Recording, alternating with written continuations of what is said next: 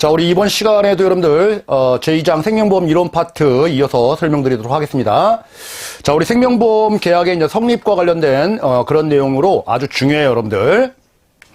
자, 우리 첫 번째 여러분들 생명보험 계약의 이제 성립 요건이라는 게 있죠. 계약을 맺는다라는 거예요. 우리 항상 계약을 맺을 때는 누군가가 제시하면 누군가는 받아주면 되는 거예요, 그렇죠? 우리 연애할 때도 사귀자 그러면은 오케이 상대방이 승낙을 해야지만이 사귀기 시작하는 거죠.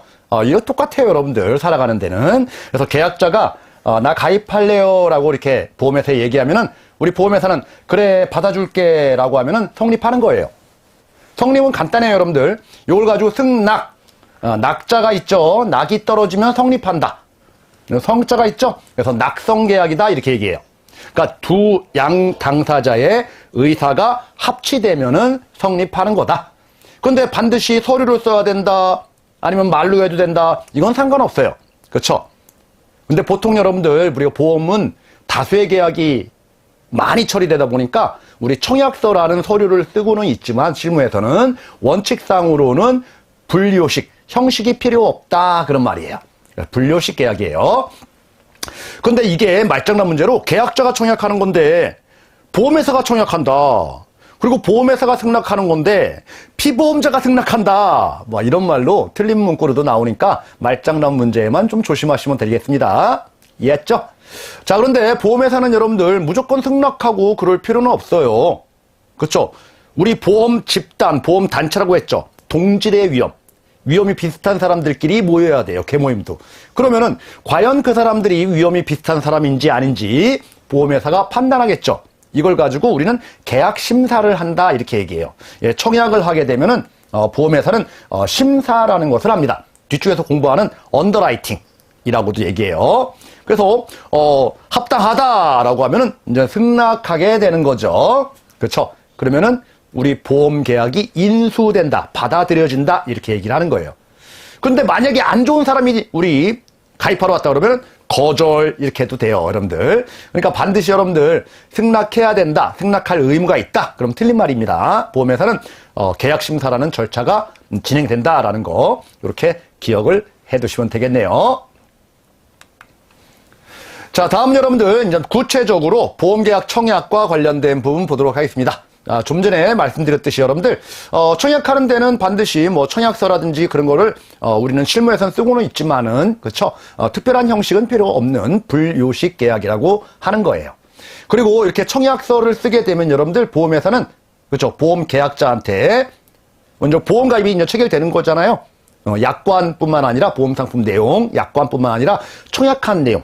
그 청약서라고 합니다. 이 청약서도 두 장이에요. 한 장은 보험회사, 한 장은 계약자한테 주는 거예요. 그죠? 그리고 보험계약의 중요한 내용들을 또 설명을 해줘야 된다라는 거예요. 누구한테 준다고요?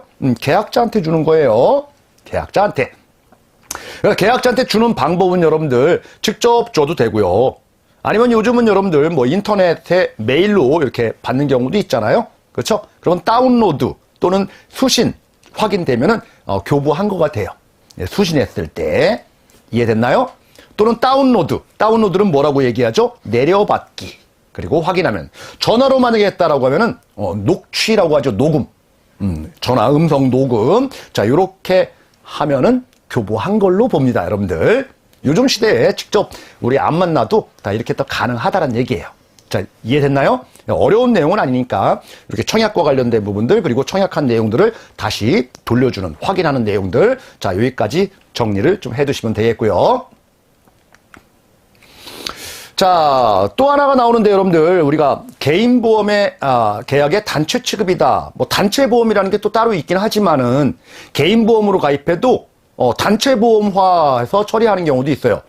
그런 경우는 뭐냐면 여러분들 동일한 단체에 소속된 계약자 피보험자가 5명 이상이다. 각각 가입했지만 예를 들어서 어떤 회사에 다니는 직원들인데요. 그렇죠? 그 직원들이 똑같은 보험에 다 가입한 거예요. 그죠? 계약자 또는 피보험자로. 근데 그 직원 숫자를 보니까 5명이 넘는데요. 그러면은 같은 우리 소속 직장에서 이렇게 많은 사람들이 가입했네라고 하면은 단체 취급을 해주는 거예요. 물론 개개인 입장에서 보게 되면은 개별 계약이에요. 그렇지만 보험회사 입장에서 보게 되면은 이렇게 그룹핑해서 관리하기가 편하겠죠. 그렇죠? 몇 명 넘어야 돼요? 5명이 넘어야 돼요. 관리가 구리핑해서 편하니까 여러분들 보험료를 조금 깎아줘요. 그렇죠? 보험료를 할인해준다. 자, 우리 핵심 포인트 여러분들 몇 명 이상이어야 된다? 5명 이상이어야 된다. 그리고 보험 상품도 여러분들 동일한 상품이어야 돼요. 그리고 납입주기라든지 아니면 납입일 이런 것들도 다 같은 또는 상품이 같은 이런 경우를 얘기를 하는 거지 뭐 아예 다른 상품들을 단체 취급하지는 않아요.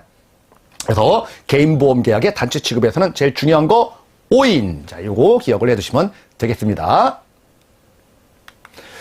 자, 이렇게 청약을 했는데 여러분들 좀 잘못된 생각으로 섣불리 청약할 수도 있잖아요. 그럴 경우에는 청약한 것을 취소, 나 이거 안 할래요. 이렇게 할 수 있어요. 이걸 가지고 청약 철회라고 얘기해요. 청약 철회. 자, 원래는 여러분들 우리가 이제 법률 얘기를 하면 안 되는데, 그쵸? 법률, 민법상으로 하게 되면은 우리 민사 관련돼서 내가 청약하면은 청약 철회를 못 해요. 청약 철회 금지예요. 근데 청약한 내용에 대해서 주변에서 뭐 협박이 들어와서 청약했다. 이런 것들은 무효 또는 취소할 수는 있지만은 일반적인 청약은 철회, 이거를 못하게 돼 있는데 보험에 한해서는 철회를 인정해요. 워낙 장기 계약이고 보험료를 계속 납부하는 거잖아요. 그러다 보니까 잠깐 생각 좀 다시 한번 해볼 시간을 준다는 얘기죠. 그래서 청약 철회를 할 수 있는 잠깐의 시간을 준다. 그러면 그 시간 동안에 철회를 했다라고 하면은 내가 보험료 냈으면 보험료를 돌려줘요. 다시 없었던 걸로 한다는 얘기죠. 뭐를 돌려준다고요? 보험료 돌려줘요. 혹시 여러분들 해약 환급금을 돌려준다 그런 거 아니에요. 보험료를 돌려준다. 기납입보험료 반환한다. 3일 이내에 반환합니다. 만약에 늦게 반환 돌려주면은 그 3일 지난 날짜에는 이자가 붙어서, 이자도 아주 높은 이자예요, 여러분들. 약관대출 이자라고 합니다. 보험계약대출 이율. 우리 이자율이 좀 높아요. 그죠? 이런 금액과 합산된 금액을 돌려줘야 돼요. 이해됐나요? 그래서 청약 철회와 관련된 부분들은 요 기본적인 내용을 좀 정리를 해두면 되고요. 또 하나는 뭐냐면은 청약 철회 후에 보장받을 수가 없어요. 철회가 다 되면. 계약이 안 된 거니까. 그쵸? 그런데 청약 철회하는 그 시점에 사고는 이미 난 거예요. 근데 나는 몰랐어. 그리고 청약 철회를 한 거예요. 그거 어떻게 할까요, 그거는? 자, 원칙상으로는 철회가 됐기 때문에 보장을 안 해줄 것처럼 보이지만은 철회할 당시에 계약자가 모르고 이 사고 난지 모르고 청약 철회했다라고 하면은 청약 철회한 효과가 발생하네요. 그 말은 철회 안 된 것처럼 보험금을 준다는 얘기예요. 예를 들어서 우리 배우자를 피보험자로 해서 예를 들어서 상해보험 가입했어요, 내가. 그쵸? 그런데 상해보험 별로 의미가 없다. 그래서 청약 철회를 한 거예요. 그런데 배우자가 철회할 당시에 밖에 나가서 사고를 당한 거죠.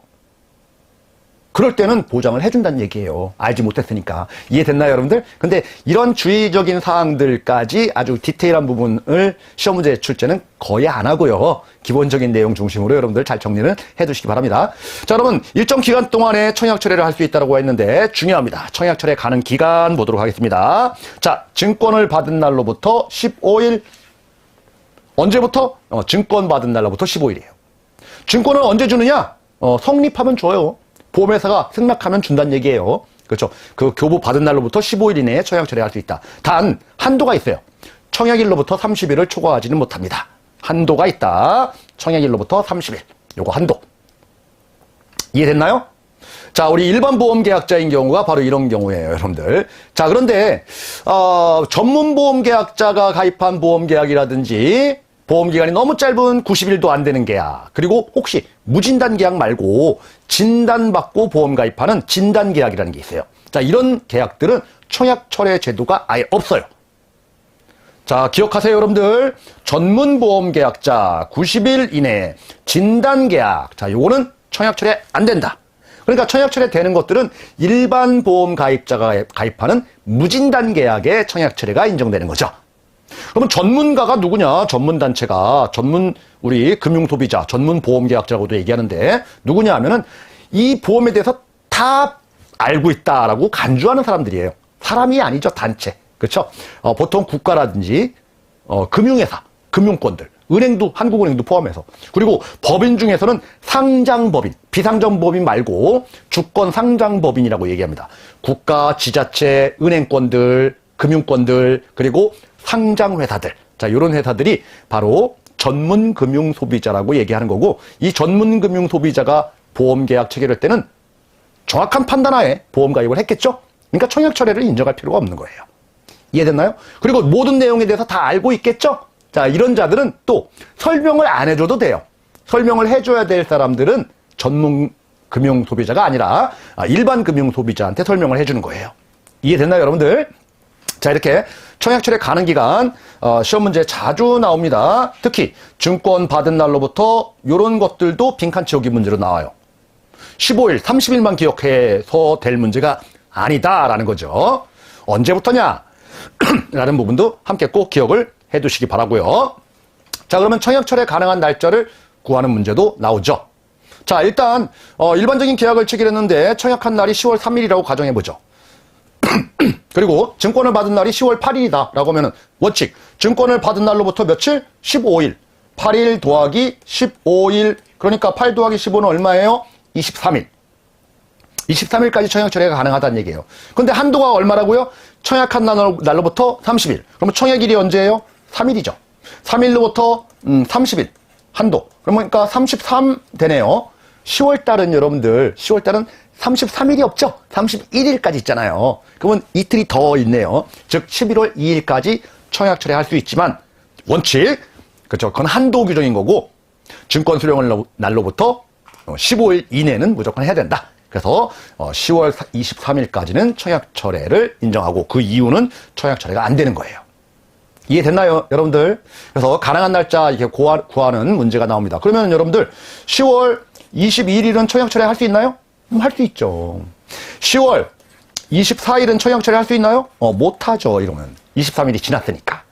이해됐죠? 자, 이와 관련된 문제도 출제된 적이 있습니다.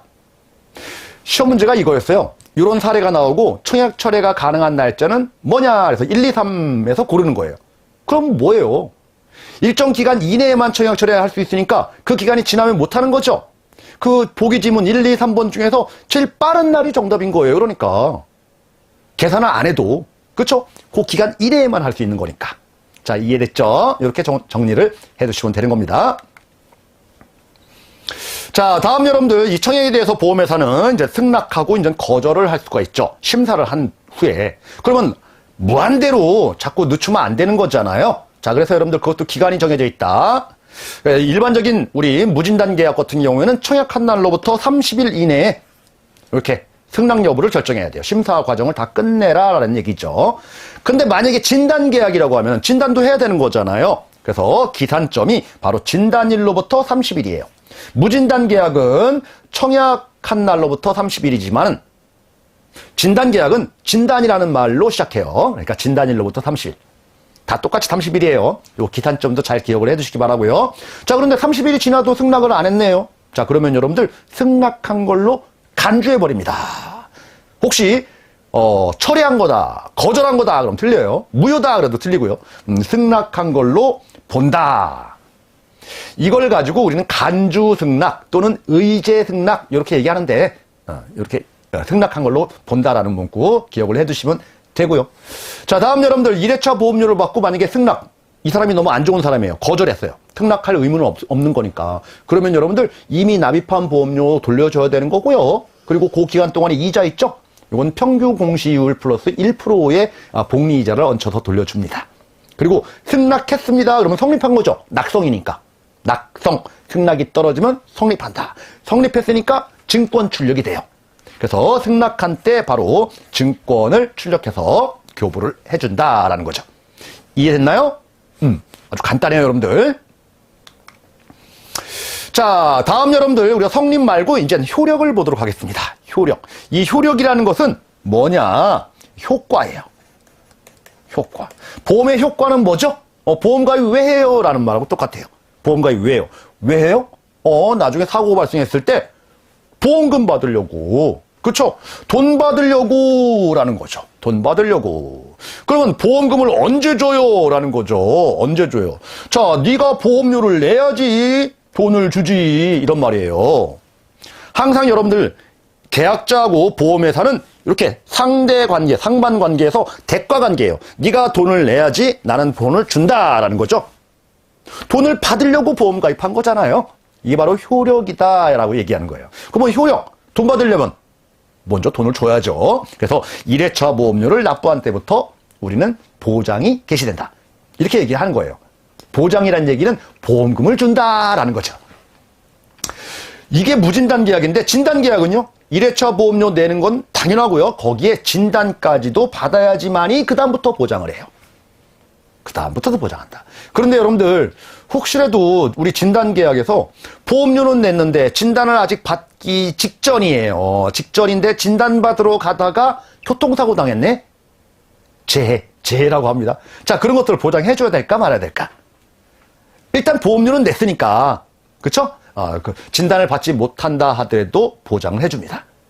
상당히 좀 재밌죠, 여러분들? 그쵸? 그래서 이 보장하는 날, 보장 개시일이라고 합니다. 이게 바로 우리는 보험 계약일이다, 이렇게 얘기해요. 흔히 말해서 계약일 얘기하면은 성립일을 얘기하는 게 아니라 보장 개시일, 효력이 발생한 날을 우리는 보통 계약일이다, 이렇게 얘기를 하는 거예요. 자, 이것도 여러분들 사례 문제로 좀 자주 나옵니다. 그러면 언제부터 보장이 된다고요? 일반적이라고 하면은 1회 보험료 낸 때부터. 만약에 진단이라면요, 진단까지 포함된 거. 그러니까 1회 보험료 플러스 진단까지. 자, 그래서 무진단 계약 한번 사례를 보게 되면은 청약을 9월 2일 날 했고요. 그리고 승낙을 9월 3일 날 했네요. 승낙하고 상관없죠? 성립은 승낙할 때 성립하지만 효력은요, 돈 낸 날부터 9월 4일부터. 그렇죠. 무진단 계약이라고 하면요, 돈 낸 날 당연히 있어야 되고요. 거기에 진단까지 받아야 되겠죠. 그래서 9월 4일부터. 자, 만약에 요 진단 계약 케이스가 요게 두 개가 뒤바뀌었다라고 하면 어떻게 될까요? 만약에 진단을 먼저 받았어요. 9월 3일 날. 그리고 그 이후에 1회 보험료를 9월 4일 날 냈어요. 그럼 언제부터 보장이 될까요? 똑같이 9월 4일이죠. 두 개가 동시에 충족하고 있어야지만이 보장이 되는 거예요. 그러니까 무조건 1회 보험료는 내야 되는 거예요. 그렇죠? 자, 이렇게 여러분들 사례 문제로도 출제가 되니까 꼭 대비해 두시기 바랍니다. 자, 다음 여러분들 승낙전 보험사고와 관련된 부분 보도록 하겠습니다. 자, 우리 연장선이에요. 자, 우리 보험계약을 청약했습니다. 그리고 보험회사는 승낙했어요. 그러면 승낙하게 되면은 보험계약은 성립하죠. 이게 성립이에요. 자, 근데 보장은요, 1회차 보험료를 납부했네요. 그러면은 보장이 개시되죠. 그러니까 승낙하기 전이라고 해도 1회차 보험료를 납부했다라고 하면은 보장한다라는 거죠. 그렇잖아요. 우리 보장하고 성립하고는 다른 각도로 봐야 돼요. 그래서 1회차 보험료를 냈다라고 하면은 승낙전 보험 사고에 대해서도 보장을 한다라는 거예요. 자, 다음 여러분들 승낙전 보험 사고라고 해도 보험회사가 보장을 안 하는 경우도 있어요. 뭐냐면은, 자, 우리 승낙 여부를 보험사가 결정할 때 요 사이에 어떤 일이 있었냐면은 뭐가 해요? 우리는 심사하죠. 보험사는 계약 심사했는데 그 심사를 해 보니까 이 사람은 환자예요. 그러니까 이 사람은 가입 거절시킬 거예요. 그런데 이런 아픈 것 때문에 병원 치료라든지 사망을 했어요. 그런 거 가지고 보장을 할까요? 이 원인 때문에 우리는 거절할 거다라고 하는 그 원인 때문에 사고가 발생했다. 그러면 여러분들 보장 안 합니다. 이런 경우는. 그렇죠? 이런 거 회사가 다 입증하면은. 이해됐나요? 그리고 진단계약 같은 경우에, 그쵸? 우리 앞에서도 말씀드렸죠? 보험금 지급 사유 발생 전에 진단을 받지 않은 경우에 보장은 안 하지만 우리 재해는 보장한다라는 거. 그죠? 앞에서도 설명드린 바 있습니다. 그래서 이런 내용들도 함께 기억을 좀 해 두셔야만 하는 거죠. 자, 다음 여러분들 무효 사유 보도록 하겠습니다. 무효. 애초부터 없는 거예요. 무효는. 애초부터 없는 거. 이게 바로 이제 무효라고 얘기를 하는 거예요. 그러니까 애초부터 없는 거니까 만약에 돈 냈으면 돈 다 돌려줍니다, 여러분들. 무효라고 하면은. 그쵸? 근데 이 무효 원인이 계약자가 잘못한 게 아니라 회사의 문제였다. 그쵸? 계약자는 선의의 착한 사람이었고 보험회사가 고의로 또는 실수로 무효가 됐다라고 하면 누구 잘못이에요? 회사 잘못이죠. 회사 잘못이니까 고객이 낸 돈만 돌려주지 말고 이자까지도 아주 높은 이자 그죠? 보험계약 대출 이자의 연복리 이자율로 계산한 금액까지도 함께 반환을 합니다, 여러분들. 요런 것들도 시험 문제에 출제한 적이 있어요, 이렇게. 요런 것들. 무조건 여러분들 회사가 잘못하면은, 그죠? 이자 많이 줘야 돼요, 돌려줄 때도. 그래서 여러분들, 우리 이미 납입한 보험료 돌려줘야 된다, 요것도 중요하지만은, 그렇죠? 요거 이자까지 얹혀서 돌려줘야 될 그런 사유도 있다라는 거예요. 무효와 관련된. 그러면 무효 사유는 어떤 거냐라는 거죠? 첫 번째, 우리 앞에서 공부했죠? 우리 타인의 보험, 계약자 피보험자하고 다른 사망 보장하는 보험, 피보험자의 서면 동의가 반드시 필요한데, 그렇죠? 안 무효입니다. 근데 단체 계약은 우리 직원들 대상으로 한 계약이기 때문에 안 받아도 돼요. 자, 또 하나는 여러분들 만 15세 미만자라든지 심신상실자, 심신박약자를 사망 보장하는 거. 만 15세 미만자는 우리 나이가 너무 어려요. 그리고 심신상실자는 이성적인 판단을 잃어버린 거예요. 정상적인 사리 분별을 못해요. 심신박약자는 뭐냐면은 왔다 갔다 해요. 왔다 갔다. 자, 이런 사람들은 어디로 튈지 모르잖아요. 그래서 사망 설계가 안 돼요. 그렇죠? 사망보험 가입 안 되는 겁니다, 여러분들. 자, 이해됐나요, 여러분들? 그런데 왔다 갔다 하는데 가입할 때 정상적이었어요. 심신박약자가. 그럴 때는 유효한 경우도 있어요, 예외적으로. 왜? 의사 능력이 있는 상태에서 가입했다라고 하면은 오케이. 그런데 일반적인 경우는 안 된다라는 거죠. 자, 요 두 가지 케이스, 나머지 부분보다 요 두 가지 케이스 반드시 여러분들 기억을 해두시기 바랍니다. 무효 사유입니다. 무효 사유. 자주 나와요. 무효 사유가 아닌 거. 그러니까 첫 번째, 두 번째 아닌 거 고르면 되는 거예요. 아닌 건. 요 두 개밖에 없어요. 우리 시험 문제 나오는 것들은 거의. 자, 다음 여러분들 이제 보험회사의 의무를 좀 보도록 하죠. 우리 이제 저 뒤쪽에서 공부를 할 건데 3대 기본 지키기다라고 해가지고 또 공부를 할 거예요. 그래서 약관의 교부 및 설명 의무라는 거 있어요. 일반 보험 계약자한테, 전문 보험 계약자한테는 설명할 필요는 없지만 일반 보험 계약자한테는 약관 줘야죠. 계약자한테 주는 거예요. 그렇죠? 상품의 우리 내용들을 다 담고 있는 게 바로 약관이에요. 근데 약관들 다 공부를 좀 하셔야 되는데, 그죠? 여러분들 나중에 일을 하시기 전에 합격하시고 보험 상품의 대표적인 약관 하나 쭉 한번 다 읽어보세요. 한번 회사에 있는 상품 약관. 그러면은 많은 도움을 받으실 수가 있을 겁니다. 아셨죠? 자, 그래서 약관 교부 및 청약서 교부 중요한 내용을 또 설명을 해야 된다. 자, 중요한 내용 설명하는 거지. 그 약관에 있는 1페이지부터 자 뒤에 2000페이지까지 모든 내용을 설명할 필요는 없죠. 그렇죠? 중요한 내용. 이미 다 알고 있는 공통적인 내용들 이런 것들은 굳이 설명할 필요는 없다라는 겁니다. 만약에 이런 것들을 해야 되는데 안 했다라고 하면 저 뒤에 공부할 여러분들 윤리 파트에서 3대 기본 지키기에서 또 공부를 할 거예요. 우리 금융인이라고 하면은 그쵸? 우리 무형의 상품을 판매하는 거잖아요. 그러니까 꼭 지켜야 될 거가 세 가지가 있어요. 뭐냐면은 약관의 교부 및 설명 의무라는 게 있고요. 또 하나는 청약서 부본의 전달, 사본 전달, 그리고 자필 서명 받아라 요거예요. 자, 요거 위반하게 되면은 계약자가 여러분들 보험 계약이 성립한 날로부터 취소할 수 있어요. 취소. 이거는 3개월 이내. 요 3개월이 6개월 그런 말로 틀린 지문으로 자주 나와요. 자, 취소할 수 있다. 무효가 아니죠. 우리 앞에서 봤던 거 무효 사유 2개 있죠. 타인의 보험 그리고 15세 미만자 등 사망 보장. 무효다. 요 3대 기본 지키기는 뭐예요? 취소다라는 거죠. 취소. 그러니까 섞어가지고 시험 문제 출제를 할 수가 있으니까 요 취소 3개월도 기억하고 취소다라는 거. 취소됐으니까 없는 걸로 처리하는 거예요. 그러니까 이미 납입한 보험료 돌려줘야 되는 거고 이거 누가 잘못한 거예요? 회사가 잘못한 거잖아요. 잘못됐으니까 뭐 줘야 돼요? 보험계약 대출 이율에 적용되는 연복리이자를 가산해서 지급을 해줘야 되겠죠. 이해됐나요? 이게 바로 약관의 교부 및 설명 의무와 관련된 내용이다라는 거예요. 회사의 의무입니다. 자, 다음 여러분들 보험금 줘야죠. 보험사고가 터지면은. 그쵸? 중간에 주는 것을 중도보험금이라고 하고요. 만기가 돼서 주는 것들을 만기보험금이다. 이렇게 얘기하고요. 사망해서 주는 것들을 사망보험금이라고 얘기해요.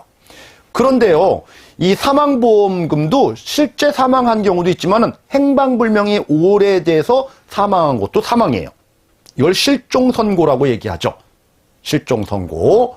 그리고 여러분들, 또 하나는 뭐냐면은 뭐 수해라든지 화재가 발생해서 사고를 당한 것 같은데 시체가 없어요. 그럴 경우에는 여러분들 우리가 관공서에서 가족관계 등록부라는 데에 이렇게 기재를 합니다. 그걸 가지고 우리는 인정사망이다 이렇게도 얘기해요. 인정사망이다. 중요하지는 않아요. 그렇죠? 이것도 사망한 걸로 보는 거예요. 자, 사망보험금이 나간다는 얘기죠. 그리고 여러분들 장애가 발생하면은 사망은 안 했으니까 그렇죠? 장애 분류표에서 장애 몇 프로 그래서 장애율이 나와요. 팔 하나를 잃으면 50%. 그렇죠? 내가 1억 가입했으면은 50%니까 5천만 원 이런 식으로 장애보험금이 또 지급되는 경우도 있고요. 만약에 입원해 하면은 입원보험금, 수술하면 수술보험금 뭐 이런 것들이 나오게 되는 거죠. 자, 이렇게 사고가 발생했을 때 보험금을 지급한다라는 게 바로 보험금 관련된 내용이에요. 회사는 줘야 되겠죠, 여러분들. 그렇죠? 어려운 내용 없죠? 자, 이렇게 큰 틀로 정리를 해 나가시면 되는 겁니다.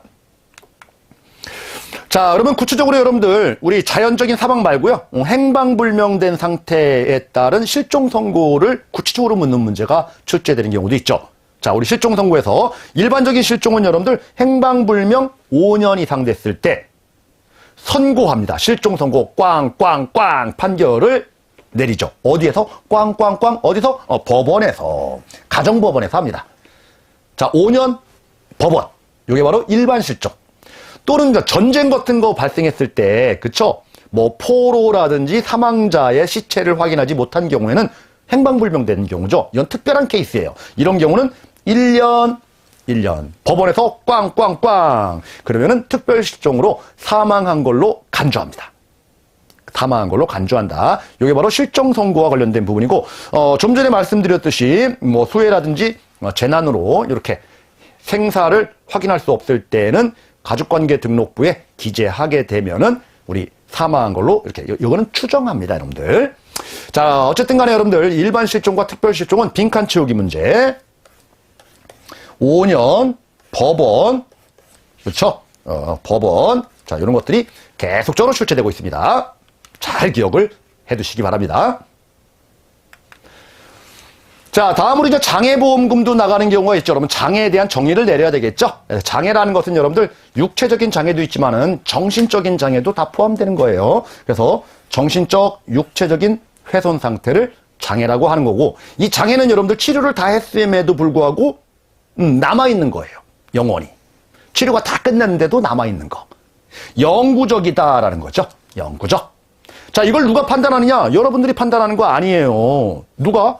의학적으로 판단해야 되겠죠. 그렇죠? 보험회사가 판단한다 그럼 틀린 말입니다. 이해됐나요? 자, 그런데 영구히 안 남아있는 장애도 있어요. 그런데 그 기간이 5년은 넘어요. 장애로. 근데 한 10년, 20년 되면 없어져요.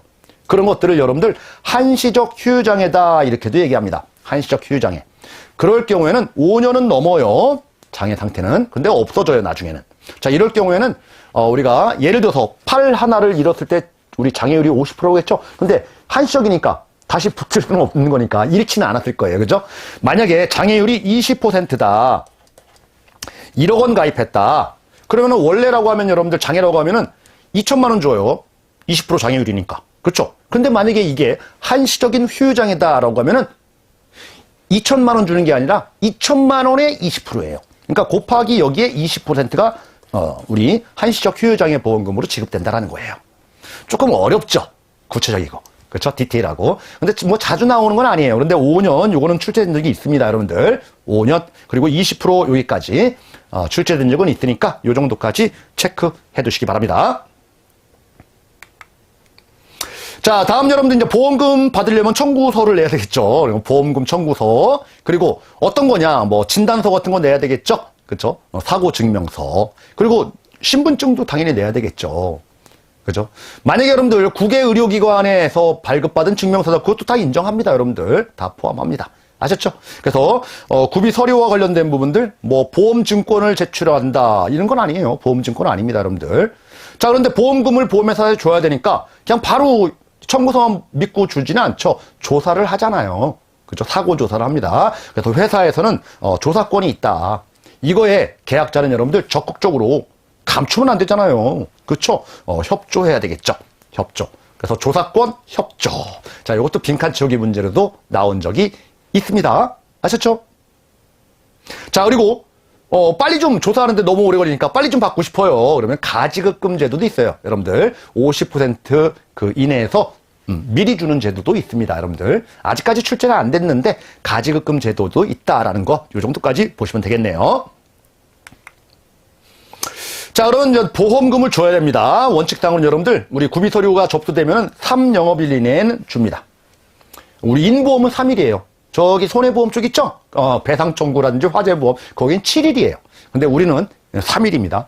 근데 조사권이 있다고 했죠? 그 사고조사와 관련된 조사를 받게 되면은 10일이에요. 조사는. 일반적인 경우는 3일, 조사는 10일. 더 길어지면 30일까지. 근데 여러분들 이런 기간을 정하지 못하는 경우도 있어요. 뭐냐? 수사 중이다, 분쟁 조정 중이다, 아니면 법원에서 그쵸? 소송을 제기하고 있는 이런 진행형인 상태가 있다는 거예요. 그 결과가 나와야지만이 확정 판결이 나와야지만이 보험금을 주죠. 그러니까 이런 소송이라든지 뭐 조사라든지 이런 기간이 있다라고 하면은 기간을 적용하지 않습니다. 3일, 10일 이런 거 정하는 거 아니에요. 이해됐나요, 여러분들? 그래서 여기서 기억을 해둬야 될 것은 3일, 그리고 조사 지급은 10일, 그리고 이런 기간을 못 정하는 경우도 있다라는 것까지. 그리고 또 하나 여러분들 중도보험금, 만기보험금은 우리 장기에 걸친 보험이다 보니까 보험 가입자가 만기가 언제인지 몰라요. 20년, 30년 후를 어떻게 알겠어요. 그럼 보험회사가 그죠? 계약자하고 수익자한테 만기가 되기 7일 전에 이렇게 통보를 해줍니다, 여러분들. 피보험자한테 통보해 줄 필요는 없죠. 계약자, 수익자입니다, 여러분들. 이해됐죠? 자, 다음 여러분들 보험금을 지급하지 않는 사유 보겠습니다. 간단합니다, 여러분들. 이렇게 보시면 돼요. 계약자가 있고요. 그리고 피보험자가 있고요. 그리고 수익자가 있다. 피보험자가 스스로 나를 죽였다. 계약자가 피보험자를 죽였다. 수익자가 피보험자를 죽였다. 이거 내부 총지라고 합니다. 그죠? 자, 이런 경우에는 보험금 지급 안 합니다. 안 합니다. 이해됐죠? 자, 그런데 예외적으로 보험금을 받는 경우가 있어요. 자, 세 가지로 정리합니다. 세 가지로. 만약에 첫 번째, 이 피보험자가 스스로 목숨을 끊었는데요. 끊을 때 보니까 정상적인 이성 판단을 못한 거예요. 심신상실됐다는 얘기죠. 이성을 잃었어요. 그러면 일부러 죽은 게 아니죠. 그걸 가지고 우리는 재해라고 합니다. 재해. 일반적인 경우가 아니다. 그럴 경우에는 재해사망보험금이 지급됩니다. 보험금이 나간다는 얘기예요. 또 하나, 정상적인 판단을 한다고 해도 자살이에요. 자살. 2년 이내의 자살은 안 줘요. 그런데 2년이 지난 이후에 자살하는 경우는 지급을 합니다. 일반적인 보험금으로. 이해됐나요? 자, 그러니까 일반적인 경우는 안 주지만은 심신상실 준다. 2년 후 자살 준다. 이렇게 기억을 해두시면 되겠습니다. 자, 또 하나, 마지막으로 하나 더 있는데요. 우리 계약자, 피보험자, 수익자가 여러 명이 도 된다고 했잖아요. 근데 수익자가 갑이라는 사람이 있고요, 을이라는 사람이 있고 2명이 있었네요. 근데 이 갑이라는 사람은 30%의 수익금, 보험금을 탈 사람이고요. 을은 70%의 보험금을 탈 사람이었네요. 이 피보험자를 살해한 자를 보니까 갑이 살해했네요. 그러면 갑은 못 받겠죠? 사망보험금 1억 원이 있다라고 가정을 한번 해보죠. 그러면 을은 받을 수 있을까 없을까를 고민하면 되죠. 을은 받는다라는 거예요. 그러면 얼마 받을까요? 1억 원 다 받을까요? 아니죠. 70%니까 7천만 원 받겠죠. 7천만 원. 자, 이렇게 케이스 묻는 문제도 출제를 합니다, 여러분들. 자, 이렇게 보험금 지급 의무까지 좀 알아봤습니다.